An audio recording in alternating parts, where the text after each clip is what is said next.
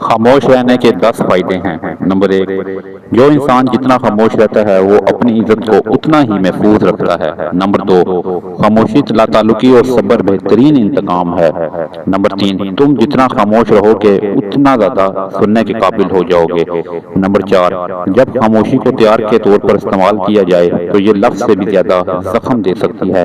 Number 5، احمق اپنی بات سے اور عقل مند اپنی خاموشی سے پہچانا جاتا ہے۔ نمبر 6، خاموشی آپ کو ایک کامیاب انسان بننے میں مدد دیتی ہے۔